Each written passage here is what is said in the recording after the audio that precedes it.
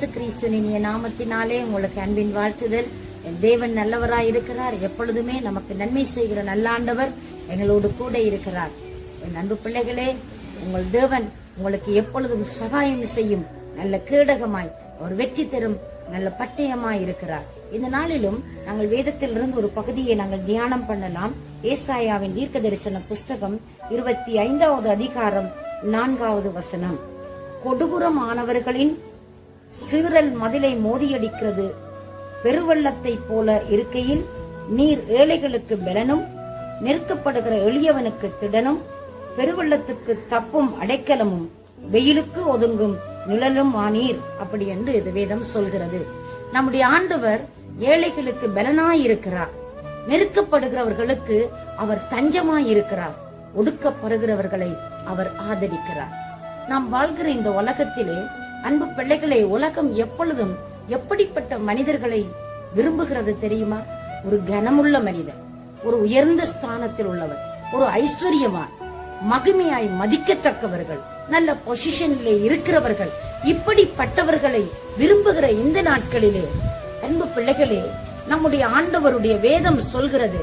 இந்த வசனம் எப்படி நமக்கு கற்றுக் கொடுக்கிறது என்றால், ஏழைகளுக்கு அவர் பலனாய் எடுக்கிறார், எளியவர்களுக்கு அவர் திடனாய் இருக்கிறார்.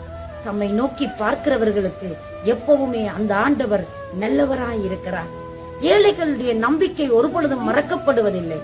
ஏழைகளுடைய சிந்தனைகள் ஒரு நாளும் அற்பமாய் எண்ணப்படுவதில்லை. அவைகளை கனம் பண்ணக்கூடியவர் ஒரே ஒருவர், நம்முடைய ஆண்டவராகிய இயேசு கிறிஸ்து தான். அன்பு பிள்ளைகளே, இந்த பகுதியிலே சொல்லப்படுகிறது, ஆதரவற்ற நிலையிலே, கைவிடப்பட்ட நிலையிலே, ஆதாரம் இல்லாமல், வாழ வழி தெரியாமல் தடிமாறிக்கொண்டு இருக்கிறவர்களுக்கு தெய்வம் சகாயராக, தெய்வம் அற்புதராக, தேவன் ஆதரிக்கிறவராக வெளிப்படுவார் என்பதை இது நமக்கு காட்டிக் கொடுக்கிறது. அன்பானவர்களே, எனக்கு அன்பு பிள்ளைகளே, நீங்கள் ஒருவேளை பொருளாதாரத்திலே குன்றின நிலையில் இருக்கலாம், சமூகத்திலே புறக்கணிக்கப்பட்டவராயிருக்கலாம், சமூகத்திலே ஒதுக்கப்பட்ட ஒரு நபராயிருக்கலாம், நீங்கள் சமுதாயத்திலே ஒரு அந்தஸ்திலே குறைந்தவர்களாய் கூட இருந்து பிள்ளைகளே, இந்த நாளிலே என் தேவன் நல்லவராய் இருக்கிறார். பாருங்களேன், உங்களுடைய உணர்வுகளை, உங்களுடைய உள்ளத்தின் நிலையை, உங்களுடைய தேவைகளை, உங்களுடைய வாழ்வின் ஒவ்வொரு காரியங்களையும் என் ஆண்டவர் புரிந்து கொள்ளக்கூடியவராய் இருக்கிறார். இன்றைக்கு தேவைகள் நிறைந்த இந்த உலகத்திலே தேவையோடு இருக்கிற ஒரு மனிதனை பார்த்து யாருமே தேடுவதில்லை. அவனுடைய தேவைக்கு ஒருவேளை நான் காரணமாகி விடுவேனோ என்று சொல்லி அங்கே சமூகம் விலகி ஓடிக்கொண்டிருக்கிற பொழுது, ஏழைகளுக்கு விலனாய், எளியவர்களுக்கு திடனாய், ஒன்றுமில்லாதவர்களை, அற்பமானவர்களையும் ஆதரிக்கிற கர்த்தராய் இருக்கிறார். எனக்கு அன்பான கர்த்தருடைய பிள்ளையே, நான் சொல்லுகிற இந்த வேதம் சத்தியம். நான் சொல்லுகிற இந்த வார்த்தை உண்மையிலும் உண்மை உள்ளது. உங்களுடைய வாழ்வை அது மீளக்கட்டும். நீங்கள் ஒருவேளை ஒதுக்கப்பட்டவர்களாய், சமூகத்தினால் தள்ளப்பட்டவராய், சமூகத்தினால் புறக்கணிக்கப்பட்டவராய், நீங்கள் பயங்கரமான ஒரு கடினமான காலத்துக்குள்ளே கடந்து சென்று கொண்டிருக்கலாம். எனக்கு ஒரு நம்பிக்கையும் இல்லை, எனக்கு வாழவே வழி இல்லை, எந்த நம்பிக்கையும் இல்லை, மரணம்தான் எனக்கு கதியோ என்று சொல்லி நீங்கள் புலம்பிக் கொண்டிருக்கிற ஒரு நபராய் கூட இருக்கலாம். இந்த நாளிலே என் அன்பு பிள்ளையே, உனக்கு என் தேவன் நல்லவராய் வெளிப்படுவது மட்டுமல்லாமல் உங்களுக்கு திடனாயிருப்பார், உங்களுக்கு நம்பிக்கையாயிருப்பார், உங்களுக்கு பலனாயிருப்பார். நீங்கள் எப்படிப்பட்டவராயினும் பிரச்சனை இல்லை. ஆனால் நீங்கள் தேவனை நோக்கி பார்க்க வேண்டும். தேவனை நீங்கள் அதிகமாய் தேட வேண்டும். உங்களுடைய அந்த சூழ்நிலையில் இருந்து என்னை விடுவிக்க தக்கவர் என்று சொல்லி நீங்கள் அறிக்கை பண்ண வேண்டும். ஆண்டவருடைய திருமுகத்தை நீங்கள் பார்க்க வேண்டும். அவருக்கு நீங்கள் ஆராதனை செய்கிறவர்களாய், எடை விடாமல் அவரை நோக்கி பார்க்கிற ஒரு உள்ளம் இருந்தால் போதுமே.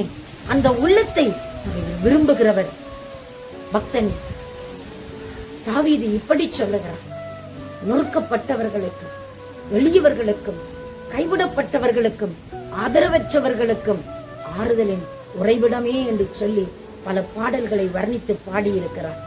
நொறுங்குண்டதும் நரங்குண்டதுமான இருதயத்தை புறக்கணிக்காத கர்த்தர், நொறுங்குண்டதும் நரங்குண்டதுமான இதயத்தை எப்பொழுதுமே தள்ளிவிடாத ஆண்டவர். பாருங்க, சமூகமும் சமுதாயமும் கனத்தையும் புகழையும் அந்தஸ்தையும் மேன்மையை நோக்கி பார்த்து கொண்டிருக்கிற பொழுது, ஏழ்மையை, எளிய நிலையை, தள்ளாடுதல், நொறுக்கப்படுதல், இப்படிப்பட்ட நிலைகளிலே கண்ணோக்கி பார்க்கக்கூடிய நம்முடைய தெய்வம் எப்பொழுதுமே உங்களுக்கு உதவி செய்ய வல்லவராய் இருக்கிறார். அவர் எல்லாரையும் ஒரே வண்ணமாய் நேசிக்கிறார். எல்லாரையும் ஒரே வண்ணமாய் அவர் அன்பு கூறுகிறார். அவர் இப்படிப்பட்டவர்களை உயர்த்தி வைப்பதற்காய், உயரத்தில் நிறுத்துவதற்காய் தாழ்ந்தவர்களை உயர்த்துகிறது தான் அவருடைய தளராத ஒரு தாராளமான குணமாய் இருக்கிறது. எனக்கு அன்பானவர்களே, அந்த மகிமை உள்ள ஆண்டவரே, அந்த மகத்துவம் உள்ள கடவுள் ஏழ்மையின் ரூபம் எடுத்து, அடிமையின் ரூபம் எடுத்து மனித சாயலானாராம். மாட்டு குடிசிலே, மாட்டு குடிலில் அவர் பிறந்தார். அவருடைய பிறப்பை ஒரு ஏழ்மையிற்கு இங்கே ஆதாரமாய் இருக்கிறது. என் அன்பு பிள்ளையே, நீ எப்படிப்பட்ட நிலையில் இருந்தாலும் அவர் உன்னை நோக்கி பார்த்து உனக்கு உதவி செய்ய வல்லமையுள்ள கடவுளாய் இருக்கிறார். இந்த நல்ல நாள் உனக்கு ஒரு அற்புதமான செய்தி. ஏழைகளுக்கு பலன், எளியவருக்கு திடனாயிருக்கிறார். உங்களை ஆதரிப்பார். உங்களுடைய எல்லா சூழ்நிலைக்கும் ஒரு அற்புதம் செய்ய என் தேவன் சர்வ வல்லவராய் இருக்கிறார். அவரை நோக்கி பாருங்களேன். அவரை நோக்கி பார்த்தவர்கள் பிழைத்துக் கொண்டார்கள். அவர்களுடைய முகங்கள் வெட்கப்படவில்லை என்று சொல்லி பார்க்கிறோம். அன்பு பிள்ளையே, உன் தேவன் உனக்கு நன்மை செய்வார்.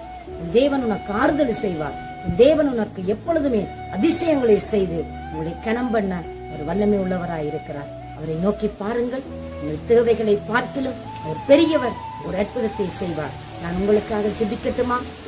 பரிசுத்தம் நிறைந்த நல்ல ஆண்டவரே, இயேசுவின் நாமத்தினாலே உடைய பிள்ளைகளுக்காக உடைய சமூகத்தில் நான் மன்றாடுகிறேன்.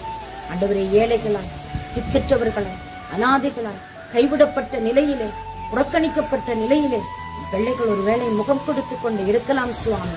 இந்த பிள்ளைகளுக்கு ஆதரவே இல்லை என்று சொல்லி அலறி அழுது கொண்டிருக்கலாம் அப்பா. அவர்களுக்கு ஒரு ஆறுதல் செய்யும் சுவாமி. கண்ணீரை துடையும் கதறலை ஆண்டவரை சுவாமி நீக்கி பிள்ளைகளுக்கு ஒரு அற்புதம் செய்யும். கனம் பண்ணும் காத்துக்கொள்ளும். இயேசுவின் நாமத்தில் ஆசீர்வதித்து ஜெபிக்கிறேன் உங்கள் ஜீவனுள்ள நல்ல பிதாவே. ஆமென், ஆமென். தேவன் தாமே உங்களை நிறைவாய் ஆசீர்வதிப்பார்.